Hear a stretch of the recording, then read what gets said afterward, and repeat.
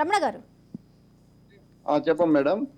Total గా madam గారు, రమణ ఇప్పుడు గారు ప్రతి ఎలక్షన్ కు ఈ ఎక్సర్సైజ్ అనేది కామన్ మేడం. ఉమ్, ఎలక్షన్ కు జరిగేటువంటి ఇదే.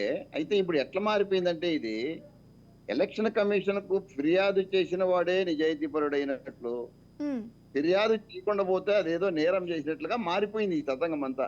ఉమ్, ఇది ఓ దురదృష్టకరమైన విషయం.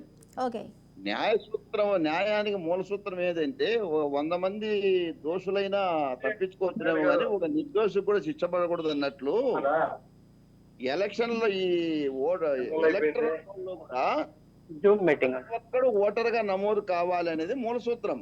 ఓకే రమణ గారు 18 మీరు మీరు సంవత్సరాల కొంచెం దూరంగా పైబడినటువంటి కూర్చోండి. ప్రతి రమణ గారు పౌరుడు ఫ్రేమ్ కొంచెం మీరు రమణ గారు ఒకటండి ఫ్రేమ్ కొంచెం మీరు పూర్తిగా కనిపించలేక కొంచెం వెనక్కి కూర్చోండి.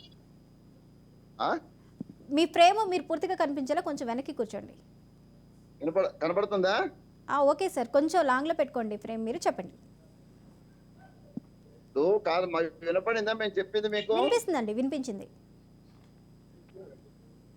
ఇప్పుడు ఎన్నికల కమిషన్ కి ఫిర్యాదు చేసేది ఒక ఫ్యాషన్ గా మారిపోయింది. ఇప్పుడు ఉమ్, చివరికి ఏ దశకు పోయిందంటే అది ఎవరైతే ఎన్నికలకి కమిషనర్ కి ఫిర్యాదు చెయ్యరో వాళ్ళు నేరస్తులుగా పరిగణించేటువంటి స్థాయికి వెళ్ళిపోయింది.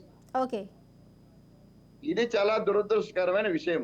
ఉమ్, న్యాయ సూత్రాలలో మూల సూత్రం ఏంటంటే 100 మంది నిర్దోషులైనా తప్పించుకొచ్చాము కానీ ఒక దోషి కూడా శిక్ష పడకూడదు అనేది సూత్రం, న్యాయ సూత్రం.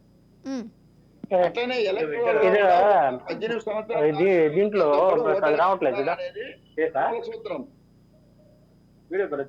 అయితే ఇప్పుడు ఏం జరుగుతుంది? ఒకరి మీద ఒకరు ఆ ఫోటో రావాలి కదా, నాకు కూడా కనిపించాలి కదా నీ ఫోటో. ఇప్పుడు మేము అనంతపురం జిల్లా ఉంది. ఇప్పుడు ఎప్పుడు నేను దాదాపు 40 ఏళ్ల నుంచి ఎలక్షన్లు చూస్తానా. ఇప్పుడు మన డాడీ